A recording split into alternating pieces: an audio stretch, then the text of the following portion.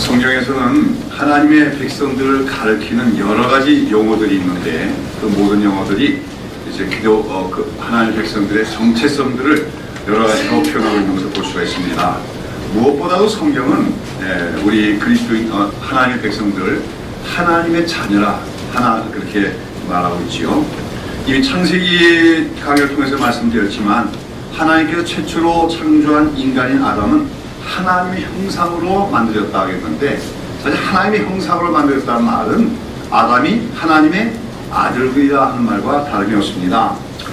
그리고 이제 인간들이 타락한 이후에는 이제 사람들은 하나님의 아들로 불리우지 못하지만 그 가운데서 경건한 하나님의 백성들은 하나님의 아들들이라고 불려지고, 특별히 이제 우리 출애굽기 보면 하나님께서 이제 이스라엘을 자기 언약 백성으로 살면서 이스라엘을 이렇게 뭐라 합니까? 이스라엘 나의 장자요 나의 아들이라 그렇게 부르신 것을 볼 수가 있습니다.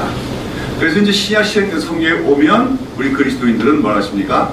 영접하는 자 그 이름을 믿는 자들에게는 하나님의 자녀가 되는 권세를 주셨다. 저 그리스도인들은 다 하나님의 자녀다 이렇게 부르고 있는 것을 볼 수 있습니다. 이처럼 하나님께서 하나님의 백성들을 가리켜 하나님의 아들 또는 하나님의 자녀로 부르시는 것은 하나님과 그 하나님의 백성들은 생명적 관계로 연합되어 있음을 나타내는 표현이라고 할 수 있습니다. 부자 관계는 끊을 수가 없는 관계예요. 그 부자와의 관계는 생명으로 이어진 관계입니다. 마찬가지로 하나님께서 자기 백성들, 오늘 우리를 하나님의 아들이다 자녀라 부르는 것은 하나님과 우리는 그런 끊어질 수 없는 생명적 관계로 이어져 있고 연합되어 있음을 표현하는 것이 알 수 있죠. 그 다음에 이제 또 성경에서는 구약에서는 이스라엘, 그 신약에서는 그리스도인들을 가리켜서 하나님의 백성들이다 이렇게 부르죠. 이 백성이란 말은 백성이 있으려면 뭐가 있어야 되죠? 나라가 있기 마련이죠. 또 이제 오늘날에는 뭐 이제 다 민주국가가 됐지만 예전에는 나라가 있을 때 뭐가 있기 마련입니까? 왕이 있기 마련입니다. 바로 이제 하나님의 백성이란 말은 그런 개념과 관련된 것인데, 우리 하나님의 백성이라고 하는 말은 하나님과 그 백성들 간의 언약 관계로 맺어진 관계임을 얘기하고 있어요. 그래서 이제 하나님께서 통치하시는 하나님 나라의 시민이다 하는 것을 보여주는 말이 하나님 백성이란 말입니다. 그리고 그처럼 하나님과 언약을 맺은 관계에 있기 때문에 언약 관계 속에서 하나님께서 자기 백성을 보호해 주신다고 하는 측면과 더불어서 그 백성은 또 왕이시요 통치자이신 하나님께 뭡니까? 순종하며 또 그에게 충성할 의무가 있음을 보여주는 단어가 하나님의 백성이라고 하는 말입니다. 그 다음에 또 이제 하나님의 백성을 이렇게 성도라고도 부르죠. 성도란 말은 하면 구별된 무리라고 해서 이 세상에 사람들이 많이 살고 있지만 그 가운데서 특별히 하나님이 뭡니까? 선택하여 따로 구별한 사람들이라 하는 것을 성도라고 부릅니다. 그리고 그 다음으로 이제 중요한 단어, 하나님의 백성을 가리키는 중요한 단어가 뭐냐면 하나님의 군대 또는 하나님의 군사라고 하는 명칭입니다.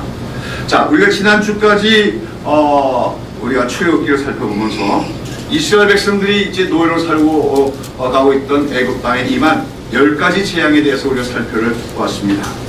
하나님께서는 이제 때가 차심으로 이제 이스라엘 백성들을 애굽 땅에서 나가서 하나님을 섬기도록 하게 하시려고 모세를 보내서 바로에게 내 백성은 이 땅에서 나가게 하라고 요구하셨습니다.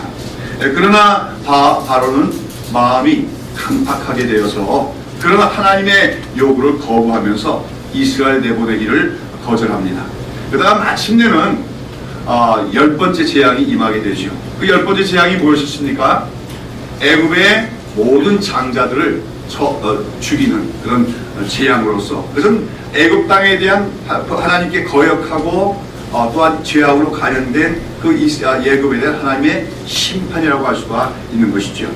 바로 그 10번째 재앙이 애굽 땅에 임하여서 바로 궁에 있는 바로의 장자도 죽고, 뭐 신하들이나 모든 백성들의 장자들도 다 죽고, 또 각 가정의 가축들의 첫 새끼도 다 죽는 그 죽음의 심판이 그 땅에 임하게 되자 드디어 바로는 이제 항복을 하게 되죠.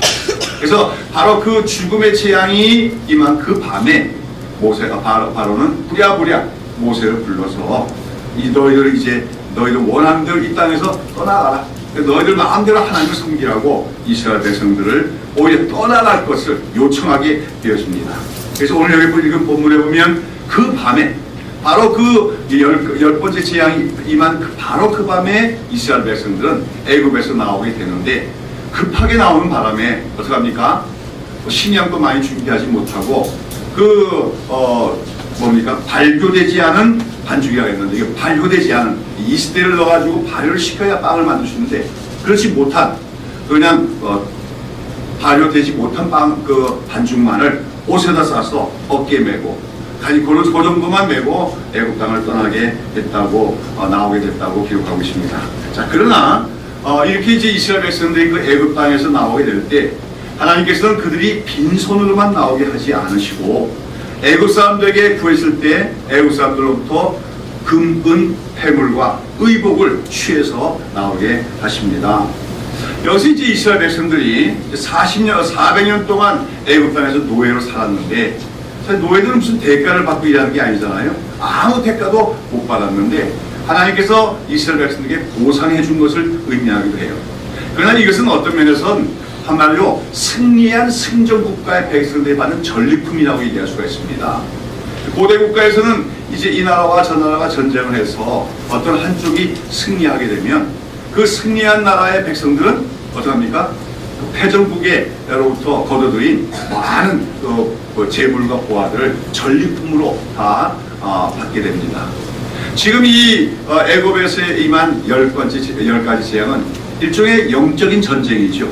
여호와 하나님과 이 땅을 지배하고 있는 바로의 사이에 벌어진 하나의 영적인 전쟁이었는데 거기서 결국은 하나님이 승리를 하셨은 겁니다.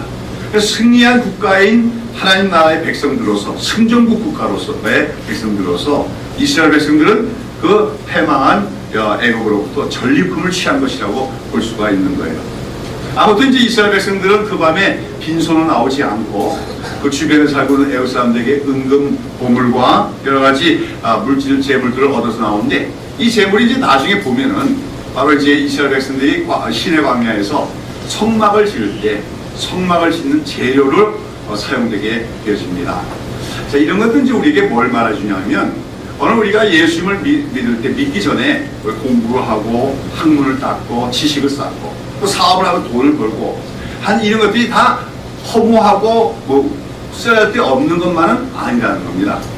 그런 우리가 예수를 믿기 전에 갖고 있었던 지식과 또 재물과 모든 것들도 우리가 그리스도를 예수 영접하고 믿게 되면 우리가 하나님 주님의 이름으로 세례를 받듯이 그 재물과 그 모든 지식들도 세례를 받아서 새로운 것이 되어질 때 하나님 나라를 세우는데 쓰임 받을 수 있음을 보여주는 하나의 예표적인 사건이라고 할 수가 있다고 하는 것이죠.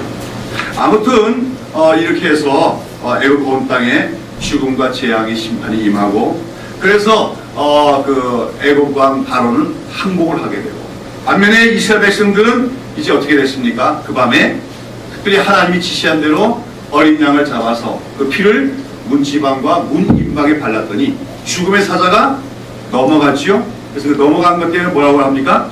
유월절이라 부르게 되는 것입니다. 그리고 그날이 바로 이제 이스라엘이 사용하는 달력의 첫 달이 되게 하라고 하나님 말씀하신 것. 여기 대해서 이거 지난주에 우리가 살펴보았습니다. 아무튼 이렇게 해서 이제 이스라엘 백성들은 오랫동안 노예 생활을 하고 있던 애굽에서 해방이 되어 그 땅에서 나오게 됩니다만 그처럼 애굽 땅에서 이스라엘이 나오게 된 이 출애굽 사건을 요약하여서 설명한 구절이 오늘 우리가 읽은 본문 중에서 40절부터 42절의 말씀입니다. 우리 40절부터 42절을 다시 한번 읽도록 하겠습니다. 시작. 이스라엘 자손이 애굽에 거주한 지 430년이야. 430년이 마치는 그날에 여호와의 군대가 다 애굽 땅에서 나왔은즉 이 밤은 그들을 애굽 땅에서 인도하여 내심을 인하여 여호와 앞에 지킬 것이니 이는 여호와의 밤이라. 이스라엘 자손이 다 대대로 지킬 것이니라 하겠습니다. 여러분은 이스라엘 백성들이 애굽 땅에서 나오게 된 것이 그들이 애굽 땅에 들어가 살게 된 때로부터 정확하게 언제가 된 때라고 430년이 되는 그날이라고 했습니다.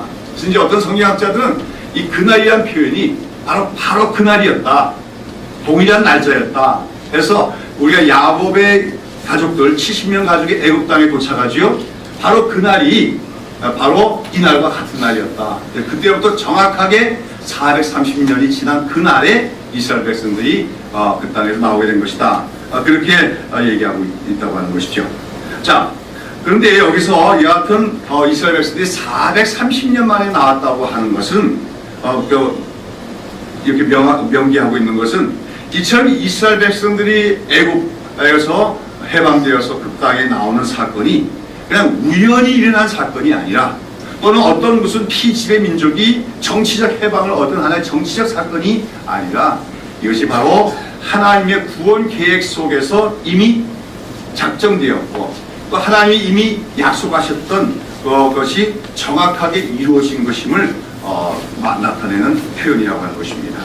그래서 오늘 이스라엘 백성들이 430년 만에 그 땅에서 나왔더라 하는 이 기록에 대한 배경이 되는 것이 뭐냐면 창세기 15장 말씀입니다. 한번 창세기 15장 12절에서 14절을 한번 찾아보시기 바랍니다. 창세기 15장 12절 14절 같이 읽어볼까요? 해질 때에 아브라함이 깊이 잠든 중에 캄캄함이 임함으로 심히 두려워하더니 여호와께서 아브라함에게 이르시되 너는 정령이 알라 내 자손이 이방에서 폐기되어 그들을 숨기겠고 그들은 400년만 동안 내 자손을 괴롭게 하리니 그 섬기는 나라를 내가 징치할지며 그 후에 내 자손이 큰 재물을 이끌고 나오리라 했습니다. 자, 여기 창세기 15장 본문은 소위 횃불 언약이라고 해서 우리가 창세기 12장 보면 이미 하나님께서 아브라함을 불러서 언약을 맺고 계셨지만 정식으로 아브라함과 언약 예식을 치르시는데 아시죠? 하나님께서 아브라함에게 뭐예요? 그 소와 양과 또 여러 가지 새들을 반으로 쪼개가지고 벌려놓게 하고 그 사이로 캄캄할 때 횃불이 지나가는 그런 의식을 통해서 하나님께서 아브라함과 정식으로 언약 예식을 취한 장면이 바로 창세기 15장에 나옵니다. 그 속에서 이제 하나님은 이미 출애굽에 대해서 이미 약속으로 말씀하고 계신 것을 볼 수가 있는 것이죠. 바로 하나님께서는 그 아브라함에게 너의 후손들이 장차 애굽으로 가서 큰 민족이 될 것이다. 그런데 그 땅에서 그들이 뭐가 되어서 이방에 계기되어 그들을 섬기리니 400년 동안 내 자손을 그들이 괴롭히라. 바로 이스라엘 백성들이 애굽 땅에 가서 큰 민족이 되지만 곧 얼마 안 가서 그들이 뭐가 될 것이다? 애굽 사람들의 노예가 될 것이라는 것이요. 그래서 그 노예로 사는 기간이 몇 년이 될 것이다? 400년이 될 것이라고 말씀하는 겁니다. 그러다가 하나님께서 그들을 하나님께서 그 섬기는 날 애굽을 징치하고 심판하실 것이고 그렇게 됐을 때 너의 자손들이 큰 재물을 이끌고 나오게 되리라 말씀하십니다. 아까 나왔던 얘기들이지요. 이스라엘 백성들이 나올 때 그 빈손으로 나오지 않았고 노예로 살면서 아무 대가도 못 받고 고역을 치렀지만 나오게 될 때 애굽 사람들로부터 많은 재물을 받아서 나오게 됐다. 아까 기록이 바로 아브라함 언약의 성취라고 하신 것입니다. 근데 여기 보면 그 아브라함에게는 하나님께서 400년이라고 했는데 출애굽기는 430년 돼 있죠. 이 차이는 왜 생기는 겁니까? 아브라함에게 말씀한 기간은 노예로 사는 기간이 400년이라는 거죠. 400년 동안 이스라엘 백성은 애굽 사람들의 종으로 노예로 살게 될 것입니다. 그러나 오늘 출애굽기 430년이 한 것은 아까 얘기한 것처럼 야곱의 가족들이 애굽에 들어간 때로부터 나오게 이제 한 민족에 대해서 나오게 된 때가 430년이다. 우리가 알다시피 야곱의 70인 가족이 애굽에 내려가 정착할 때는 어떤 때였습니까? 요셉이 그 애굽에서도 또 아주 막강한 국무총리로서의 실세가 바로 있었을 때죠. 그 애굽 그 요셉의 후광을 입어서 이스라엘 백성들은 그 땅에 도착해서도 고난이 없이 평안하게 살면서 번식하며 큰 민족으로 이루어나갈 수 있었습니다. 그러나 그 후에 뭐가 바뀐 겁니까? 나라가 바뀐 거죠. 왕조가 바뀌었다는 거죠. 그 힉소스 왕조에서 18 왕조로 바뀌었고 그러면서 이제 성경에 표현하면 요셉을 알지 못하는 새 왕이 나타나게 되니까 그때부터는 그 이스라엘 백성들을 뭡니까? 억압하면서 그들 노예화시키기 시작해서 그 기간이 400년이었다고 하는 것입니다. 아무튼 오늘 여기 보면 이스라엘 백성들이 그 애굽에서 나오게 되는 것 430년 만에 나오게 되고 또 나올 때 빈손으로 나오지 않고 많은 재물을 얻어서 나오게 된 이것은 바로 우연히 일어난 사건이 아니라 무엇의 성취입니까? 아브라함 언약의 성취였다 하는 것을 이제 출애굽은 얘기하고 있는 것입니다. 자, 그런데 오늘 여기 본문에 보시면은 이처럼 애굽 땅에서 해방을 얻어서 나오게 된 이스라엘 백성들을 가리켜서 오늘 성경 기자는 뭐라고 부르고 있습니까? 41절 보면 430년이 마치는 그날에 누가 그 땅에서 나왔다고요? 여호와의 군대가 다 애굽 땅에서 나왔다 이렇게 얘기했어요. 누가 나왔다고요? 여호와의 군대다.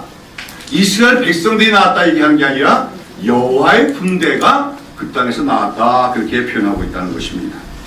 여러분 한번 6월절 밤에 그 애굽으로부터 나오는 이스라엘 백성들의 모습을 한번 상상해 보십시오. 어떤 모습일까요? 막 우왕좌 갑자기 해방령이 떨어졌잖아요. 그렇죠? 갑자기 이 땅을 떠나라고 합니다. 막 애굽 사람들이 뭐합니까? 금도 주고 은도 주면서 빨리 가시오. 그런단 말이에요. 애굽 사람들은 뭐예요 지금? 이스라엘 백성들이 이 땅에 더 살다가는 자기들이 장자가 죽는 것 아니라 또 어떤 그 큰 재앙을 당할지 모르니까 한시 앞에 이스라엘 백성들 가라고 막 쫓아내듯이 하는 거지요. 그래서 이스라엘 백성들은 어떻게 합니까? 애굽 사람들이 준 금과 은과 폐물도 받았지만 다른 가재도구는 갖지 못하고 오로지 뭐예요? 급하게 먹을 식량으로서 떡반죽만 가지고 또 발효되지 않은 걸 그냥 옷에다 싸가지고 짊어지고 다 나오게 됐다는 거죠. 한번 상상해 보세요. 그렇게 떠나는 이스라엘 백성들의 모습이 질서정연하게 갖춰진 군대 모습입니까? 아니죠. 막 그냥 허둥지둥되는 모습. 이건 어떻게 보면 오합지졸의 모습에 가까운 것이 애굽에서 나오는 이스라엘 백성들의 모습이었을 것입니다. 더군다나 그들은 그동안 그 애굽에서 노예로 살았기 때문에 그 노예 생활의 찌들은 뭔가 좀 다 이렇게 당당하지 못한 좀 그런 누추한 모습들이었을 것이 분명합니다. 그러나 오늘 출애굽의 기자는 그런 이스라엘 백성들을 뭐라고요? 여호와의 군대가 그 밤에 애굽 땅에서 나왔다고 얘기하고 있다고 하는 것이죠. 이처럼 그 당시를 봐서는 분명히 오합지졸에 불과한 이스라엘 백성들이었습니다. 그런데 그들을 보고 여호와의 군대라고 이렇게 표현하고 있는 것은 바로 하나님께서 이스라엘을 선택하신 목적을 암시해주는 표현이라고 하는 것입니다. 여러분 군대라고 하는 것은 무엇을 위한 조직입니까? 전쟁을 위한 조직이에요. 어떤 전쟁을 수행하기 위해서 사람들 불러 모아 만든 조직체가 군대라고 하는 것이죠.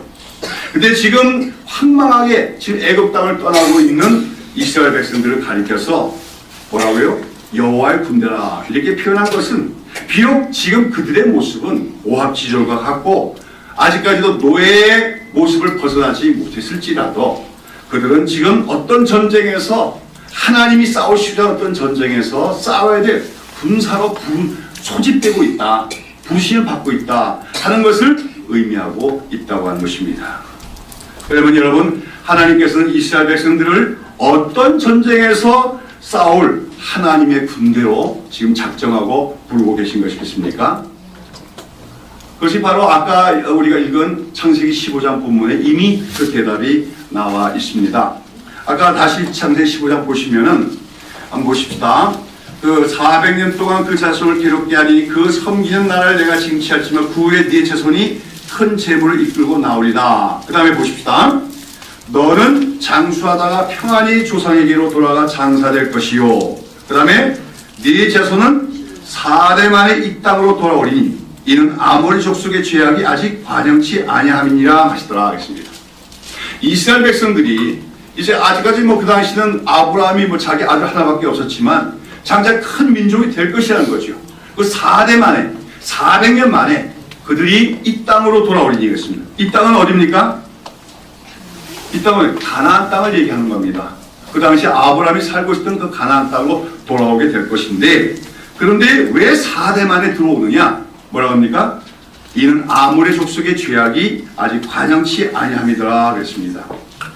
자, 여기서 아모리 족속이라고 하는 것은 가나안 땅에 살고 있는 원주민을 가리키는 겁니다. 아모리 족속 외에도 여러 가지 기르가스 족속, 헷 족속, 여러 족속이 있는데, 이제 아모리 족속이 제일 큰 족속이에요. 가나안 땅에 살고 있는 7종족 중에서 잘 대표하는 족속이 바로 아모리 족속이죠.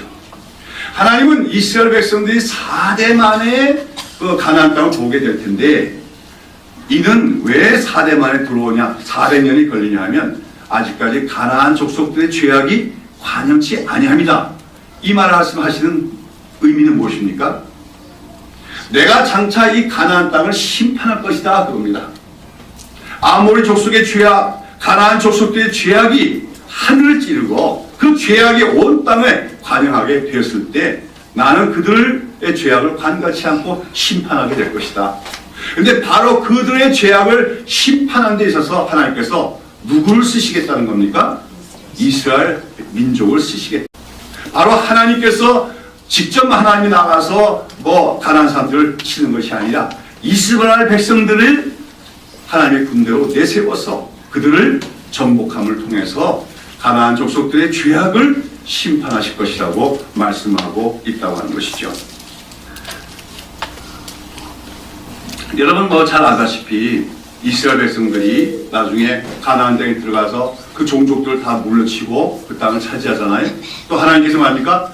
거기 가나안 족속들을 긍휼히 여기지 말고 그들을 다 진멸하고 다 그 땅에서 쫓아내라고 말씀하십니다.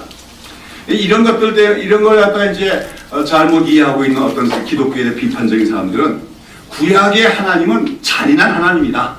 그리고 인종 차별적인 하나님이다. 그렇게 얘기를 합니다. 그렇잖아요.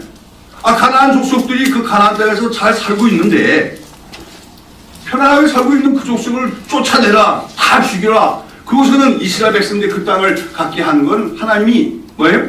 이스라엘 민족의 편파적인 그런 하나님이 아니냐. 그리고 그것은 어떤 인종을 다 멸살하라고 하는 소위 인종 청소 명령이 아니냐. 그래서 구약의 하나님을 비윤리적인 하나님, 잔인한 하나님으로라고 비판하는 그런 학자들이 있어요. 이건 성경을 알지 못해서 그런 거죠. 왜 하나님은 나중에 이스라엘 백성들에게 그 땅에 있는 족속들을 다 쫓아내라고 말씀하십니까? 그들의 죄악이 관영했기 때문이라고 얘기하는 것입니다. 우리는 알아야 됩니다. 하나님은요, 이 땅의 죄악을 그냥 눈 감고만 계신 분이 아니라는 거예요. 이 땅의 인간들의 죄악에 대해서 반드시 뭐 하시는 하나님입니까? 심판하시는 하나님이십니다. 그것이 이미 나타났던 사건이 뭡니까? 바로 노아 홍수 아닙니까? 그러나 노아 홍수로 말미암아 이 땅을 다 홍수로 뒤덮게 하셨지만 하나님 후회하셨다고 했어요. 그래서 그 인간들의 죄악 때문에 다시는 이 땅을 물로 다 심판하는 그 심판은 행하지 않겠다고 하셨지만 그거는 영원히 인간들의 죄악을 심판하지 않겠다는 말씀이 아니고 좀 참아서 인간들의 죄악이 어떤 수준에 이르기 전까지는 하나님이 심판을 보류하시겠다는 의미를 가리키는 것입니다. 그런 가운데 때로는 하나님께서 어떤 특정한 도시, 어떤 지역이나 어떤 특정한 민족들이 그 죄악이 도에 넘치면 하나님 심판을 행하시는 것입니다. 그런 신뢰가 뭐예요? 바로 소돔과 고모라였지요. 소돔과 고모라 백성들의 그 죄악이 너무나 커서 그 원속의 하늘까지 이르게 되자 하나님은 그 소돔과 고모라를 멸하고 말으셨습니다. 지금 가나안 땅도 마찬가지라는 거죠. 아브라함이 가나안 땅에 부르심을 받고 살 동안에는 그 땅에는 아직까지 죄악이 그만큼 관영하지는 않았다고 하는 것입니다. 그러나 이제 4대가 지나서 400여 년이 지나면 이 땅에 살고 있는 가나안 족속들의 죄악, 특별히 이제 그들의 죄악이 우상 숭배의 죄악이고 거짓된 신들 섬기는 죄악과 음란한 문화 등인데 이런 것들이 극에 달하게 될 때 하나님 반드시 그들을 심판하실 것을 말씀하십니다. 그러면서 그 가나안 종족들의 모든 죄악을 심판하시고 그들을 그 땅에서 쫓아내시고 그 땅에 이스라엘 백성들을 살도록 하셔서 그러면서 그들로 하여금 이스라엘 백성들로 하여금 그 땅에서 하나님의 뜻대로 살아가고 특별히 하나님이 주시는 법률들인 율법을 따라 삶을 통해서 그 땅에 하나님 나라를 세우게 하는 것이 하나님의 구속 계획이라고 하는 것이죠. 여러분, 바로 그러한 그 가나안 땅을 심판하시고 그 심판하기 위한 전쟁을 하시는 데서 누구를 쓰시겠다는 겁니까? 이스라엘 백성들을 쓰시겠다고 하는 겁니다. 지금은 비록 그들 자신이 애굽 땅에서 노예로 살면서 그 노예 생활에 익숙한 노예 근성을 가진 그러한 비천한 백성이지만 그들을 하나님은 장차 하나님 백성 군대답게 만드셔서 가나안 땅의 모든 죄악을 심판하시고 그 땅에 하나님 나라를 세우는 군대로 쓰시겠다 하는 것이 바로 이 출애굽의 목적임을 오늘 성경은 밝히고 있는 것입니다. 여러분, 그래서 우리가 이제 출애굽기 그 이후의 얘기를 보면은 결국 이스라엘 백성들은 그 후에 곧바로 가나안 땅에 들어가지 않게 되죠. 어떻게 됩니까? 하나님은 이스라엘 백성들에게 가나안 땅을 약속의 땅으로 주시겠다고 말씀하십니다. 그 땅은 젖과 꿀이 흐르는 땅이라고 말씀하십니다. 그러나 그 땅은 그냥 이스라엘 백성들이 애굽에서 나오고 그냥 며칠 걸어갔더니 쭉 들어가니까 다 갖춰진 그런 낙원이 아닙니다. 이스라엘 백성들은 애굽에서 나온 후에 광야 생활을 합니다. 40년 동안 광야 생활하면서 어떤 때는 정말 먹을 것이 없는 것 같은 험한 길을 가기도 하고 그런 많은 과정을 거쳐서 점차 훈련되어 가는 거예요. 무엇을 훈련하는 거예요? 하나님의 군대로 훈련이 되어서 마침내 그 땅, 가나안 땅에 들어가서 그 가나안 족속들을 물리치고 그 땅에 하나님 나라를 건설하게 된다고 하는 것이죠.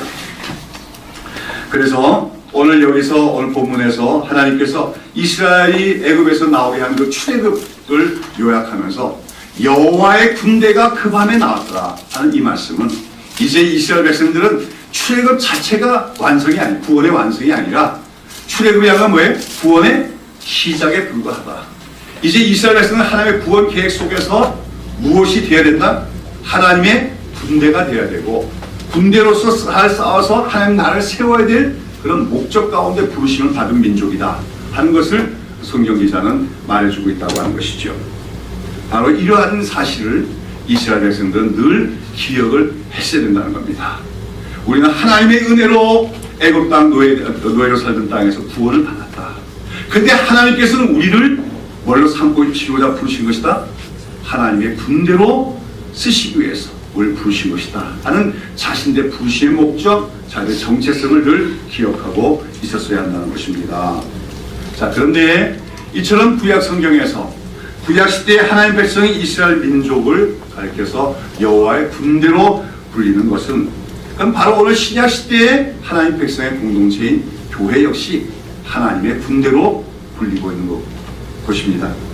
여러분, 이스라엘은 구약교회라고 부릅니다. 그리고 우리 신약 시대의 교회를 새 이스라엘이라고 부르죠.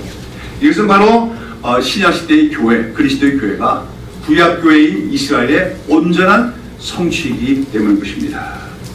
그러면서 그런 가운데 구약교회와 신약교회가는 연속성이 있는데 특별히 그 목적, 하나님께서 그 교회를 세우시는 목적에서 동일한 목적을 갖고 있습니다. 즉 이스라엘이 여호와의 군대로 부르심을 받았던 것과 마찬가지로 오늘 신약시대도 바로 하나님의 군대로 부르심을 받은 사람들의 모임이라고 하는 것이죠. 그래서 신학자들은 신약시대의 교회를 가리켜 전투하는 교회다, 밀리턴트 처치, 전쟁을 수행하는 교회다, 그렇게 표현을 하게 되는 것입니다. 그렇습니다. 오늘 우리는 기억해야 돼요. 오늘 우리 그리스도인들은 하나님의 자녀요 하나님의 백성입니다. 동시에 우리들은 뭐예요? 하나님의 군사들임을 기억해야 되고 우리 각자 한 그리스도인들이 모여서 만든 이 공동체인 교회는 하나님의 군대임을 우리는 기억해야 될 줄로 믿는 것입니다. 여러분, 물론 우리 성도들과 교회가 하나님의 군사, 하나님의 군대라고 해서 우리가 무슨 육체적으로 피를 흘리며 싸우는 전쟁을 하는 것은 아니죠. 우리가 싸워야 될 전쟁은 하나의 영적인 전쟁입니다. 거룩한 전쟁입니다. 우리는 오늘 이 땅을 살아가면서 이 땅에 이루어진 여러 가지 인간들의 문화 배후에는 사탄의 괴계가 있음을 알아야 되고, 하나님을 대적하여 교만하여진 인간들의 죄악이 있음을 볼 수 있어야 됩니다. 그런 가운데 우리는 이 땅 위에 하나님의 뜻이 온전히 이루어지고 하나님의 진리와 하나님의 공의 뜻이 실현되는 그런 나라로 바꿔나가야 될 책임이 우리에게 있다고 하는 것이죠.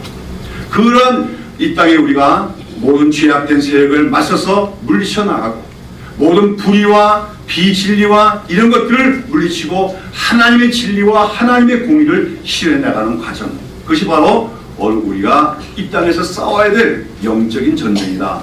그리고 우리는 바로 그 영적 전쟁을 위하여 부름받은 하나님의 군사들임을 기억을 해야 되는 것입니다. 그래서 사도 바울은 에베소서 6장 12절에서 13절에서 이렇게 설명하고 있습니다. 우리의 싸움은 혈과 육에 대한 것이 아니요 정사와 권세와 이 어둠의 세상 주관자들과 하늘에 있는 악의 영들에게 대함이라. 그러므로 하나님의 전신갑주를 취하라. 이는 악한 날에 너희가 능히 대적하고 모든 일을 행한 후에 서기 위함이라 하겠습니다. 우리의 싸움은 혈과 육에 대한 것이 아닙니다. 우리 그리스도인들이 안 믿는 사람들과 왜 하나님 안 믿냐고 싸워갖고는 안 된다는 거죠. 그들 배후에 있는 악한 영들의 그 세력을 볼 수 있어야 된다고 하는 것입니다. 그러면서 우리는 오늘 그리스도인으로서 바로 하나님께서 지금 애굽에서 막 출발하고 있는 그 이스라엘 백성들을 가리켜서 여호와의 분대로 부르신 것처럼, 오늘 우리 그리스도인들도 우리를 각자를 구원하시고 부르시되 너는 하나님의 군사가 칭하고 계심을 우리는 기억하고 우리의 신분이 무엇인가를 분명히 깨닫는 우리 그리스도인들이 다 되어야 될 줄로 믿습니다. 여러분, 우리는 하나님의 은혜로 구원을 받았어요. 우리는 아무 공로도 없습니다. 우리는 세상 사람들과 동일하게 죄악 가운데 살던 사람들입니다. 그러나 하나님께서 우리에게 복음을 주시고 우리가 그 복음 안에서 예수를 믿을 때 우리의 구원을 주시고 하나님의 자녀가 되게 하셨습니다. 그리고 하나님 나라의 시민권을 주셨습니다. 그러나 우리는 거기서만 그쳐서는 안 된다는 거죠. 우리는 거기서 더 나아가야 됩니다. 뭐가 돼야 됩니까? 하나님의 군사, 하나님의 군대들이 되어야 된다는 겁니다. 그래서 오늘 이 땅에서 우리가 하나님을 대적한 모든 악한 세력들에 대해서 영적으로 싸워서 이기고 이 땅에 하나님의 뜻이 실현되는 하나님 나라로 세워나가야 될 사명을 우리가 갖고 있음을 기억하는 그리스도인들이 되어야 될 줄로 믿습니다. 저는 제가 그런 얘기 자주 했을 것 같은데 요즘은 이제 폐지돼서 이제 더 이상 안 합니다만은 한 20년 전에는 학교마다 다 조회 시간에 뭐 했죠? 국민교육헌장을 낭독하고 했죠. 암송하고 했죠. 학생들 기억하십니까? 국민교육헌장 암송에 있었죠. 어떻게 시작합니까? 잘 기억하고 계시네.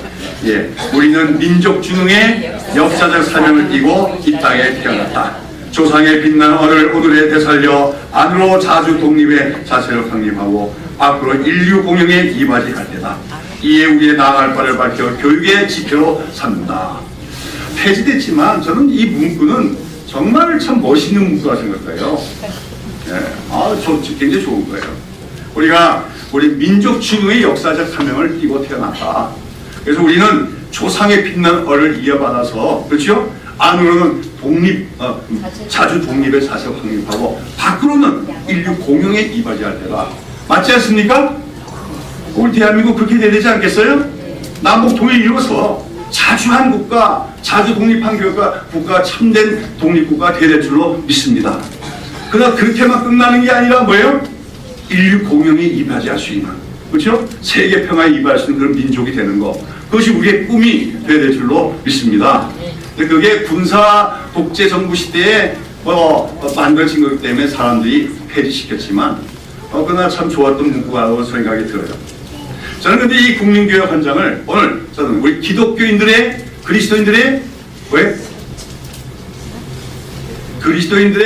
시민헌장, 그러니까 그리스도인들의 하나님 나라 시민헌장으로 그렇게 바꿔서 한번 만들어 보고 싶어요. 그러면 이렇게 아마 표현할 수 있을 것 같아요. 우리는 이 땅에 거룩한 하나님 나라를 위하여 세우기 위한 역사적 사명을 띠고 이 땅에 태어났다. 믿습니까? 왜 예수를 믿으십니까? 뭐라고 대답해야 돼요? 그냥 천국 가려고요. 이런 대답할 때가 있지요. 어떤 사람들은 왜 예수 믿으십니까? 마음의 평안을 얻으려고요. 그렇죠?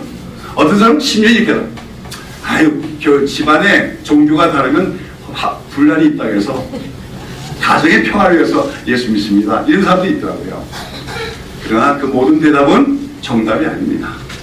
왜 예수를 믿으십니까? 왜? 이 땅에 거룩한 하나님 나라를 세우기 위해서요. 이렇게 대답할 수 있는 우리가 돼야 된다는 겁니다. 하나님은 우리를 은혜로 구원하셨지만 부르심의 목적이 있습니다. 하나님은 이 세상을 창조하셨습니다. 그러나 인간들의 죄악과 사탄의 괴계로 말미암아 이 땅은 죄악 속에 묻혀버렸습니다. 어둠의 세력이 이 땅을 지배하게 됐습니다. 그런 속에서 하나님은 다시금 이 땅을, 인간들이 살고 있는 이 땅을, 이 세상을 뭐예요?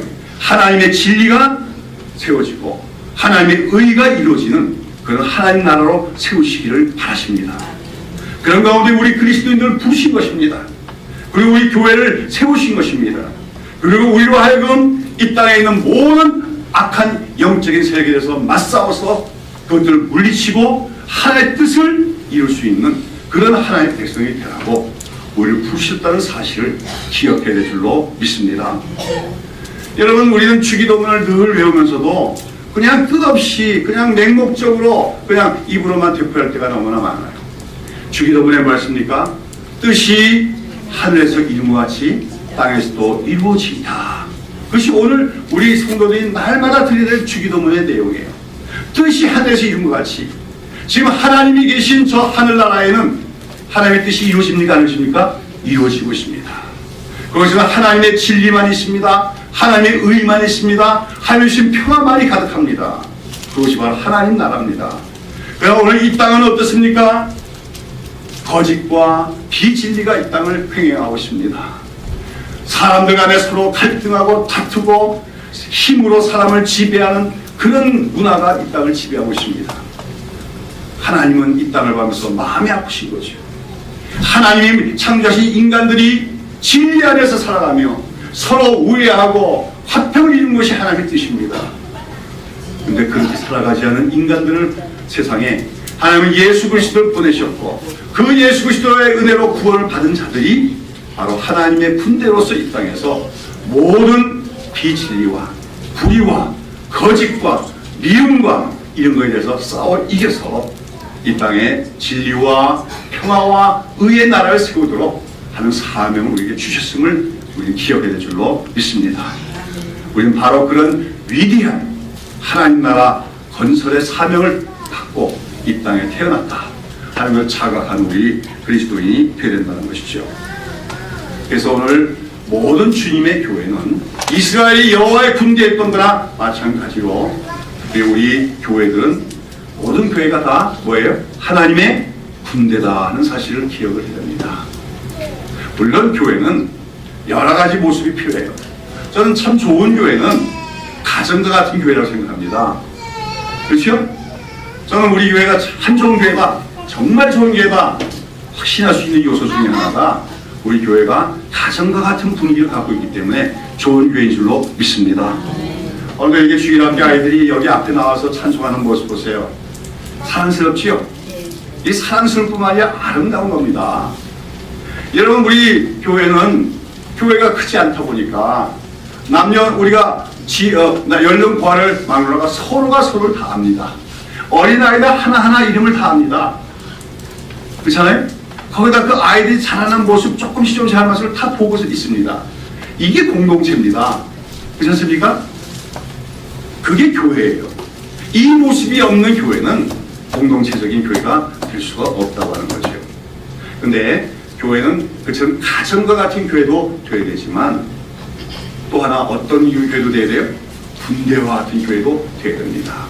일사불란하게, 그렇죠? 질서 있게, 또 사기 충천하고, 또 모든 성도들이 하나님의 군사답게 잘 훈련되어진 그런 성도들이 되어지는 교회. 그것이 바로 오늘 하나님의 군대로서의 모습을 갖춘 교회의 모습이 되어야 될 줄로 믿습니다. 이제 어떤 분이 그랬더라고요. 오늘날 현대교회는 더 이상 전투적 교회, 하나님의 군대가 아니라 영적 어린아이들만 모여있는 소아과 병원 같은 교회다, 이렇게 표현했어요. 여러분 군대 가려면 나이가 얼마 이상 되죠? 예? 요즘 몇 살에 갑니까? 예? 예, 우리가 이게 알아야 될 것이, 민수기에 보면, 민수기란 뜻이 뭐냐면 백성들의 숫자를 세웠다는 의미 아니에요, 인구조사. 근데 사실 정확하면 민수기가 아닙니다. 분수기라고 해야 될까요? 왜냐하면 하나님이 인구조사할 때 다 세우라고 했습니까? 전수조사입니까? 아니죠. 20세 이상으로 무엇에 나갈 만한 자? 싸움에 나갈 만한 자의 숫자를 세운 거야. 그랬더니 그 숫자가 60만 가량이 된 겁니다. 무슨 말이에요? 이스라엘이 가장 중요한 정체 중에 하나가 여호와의 군대라고 하는 거죠. 그래서 그 군대로서 싸움에 나갈 만한 자의 숫자를 세운 것이 민수기입니다. 그렇죠? 20세 이상이라고 하는 것은 성인이 됐다는 걸 의미하는 거죠. 그렇죠? 자립할 수 있다는 것을 의미합니다. 그래야 군인이 될 수 있는 거예요. 오늘 교회도 마찬가지죠. 각 사람이 그리스도 안에서 뭐가 돼야 돼요? 장성한 자가 되어야 됩니다. 그래야만 군인이 될 수 있는 거죠. 그런데 예수 믿은 지 20년, 30년이 돼도 영적인 연령을 보면 몇 살이에요? 10대도 안 되는 그런 사람들이 많아요. 유치해요. 조금만 어려움이 있으면 또 시험 들었다고 교회도 안 나오고 넘어지고, 다른 사람 나를 원망하고, 화평을 일으키던 화평케 하는 자가 하나님이 아니라고 했는데 화평케 하는 게 아니라 분란이나 일으키고, 다른 사람 뭡니까? 뒤에서 이간질하고, 영적 어린아이들로 가득 찬 교회. 그 교회는 이미 세상과 싸워서 이길 수가 없는, 그렇죠? 오합지졸의 무리에 불과한 것입니다. 우리 새벽이슬 교회는 숫자가 작더라도 정예군으로 뭉쳐진 하나님의 군대가 되어야 될 줄로 믿습니다. 특별히 오늘 저는 이 땅에 우리가 싸워야 될 영적인 전쟁이 있다. 우리는 그러한 거룩한 전쟁에 부르시는 건 하나님의 군사들이다 하는 것을 말씀드리면서, 특별히 저는 우리가 싸우는 전쟁을 독립군 전쟁에 저는 비유하고 싶어요. 여러분, 일제시대 때 사실은 뭐 전체가 일본으로부터 해방되는 것을 바라고는 있었겠지만, 그렇죠? 그러나 어떤 사람은 아예 일본에게 협력하면서 일본으로부터 잔물을 받아먹는 것을 즐겨하는 사람도 없지 않아 있었을 것입니다. 어떤 사람은 아예 포기하고 사는 사람도 있었을 것입니다. 그런 가운데 소수지만 우리 민족의 해방을 위해서 직접 일본군에 대항해서 싸운 사람들이 독립군이었다는 거죠. 그 독립군들의 소원은 무엇입니까? 밤낮의 소원이 무엇입니까? 잘 먹고 잘 사는 거예요? 아니죠. 뭐예요? 조국의 독립입니다. 조국의 해방이었습니다. 아까도 말씀드렸습니다. 우리 그리스도인들이 차갑게나 우리 소원은 뭐가 되어야 될까요? 하나님 나라가 되어야 된다고 하는 것입니다. 어떻게 하면 다른 사람보다 좀 잘 살아볼까? 평안하게 살아볼까? 이름 좀 내볼까? 이거는 세상 사람이에요. 우리는 어떻게 하면 이 땅에 하나님 나라가 세워질까? 어떻게 하면 우리가 살고 있는 이 나라, 이 땅이 하나님 나라에 가까운 모습으로 나아갈 수 있을까? 이것이 우리의 늘 간절한 소원이 되어야 될 줄로 믿는 것입니다. 자, 여러분, 오늘은 여기서 말씀을 마치겠습니다. 하나님은 지금 애굽에서 막 출발하는 그 이스라엘 백성들을 가리켜 뭐라고 했습니까? 여호와의 군대라고 불렀습니다. 그것은 무슨 말씀입니까? 그들은 지금 비록 아직까지 노예의 티를 벗어버리지 못했고 오합지졸 같은 무리였지만, 나는 너희들을 반드시 이 땅에 하나님 나라를 세우는 거룩한 전쟁에 사용되는 여호와의 나의 군대로 쓰시겠다고 하는 하나님의 결의의 표현이라고 하는 것입니다.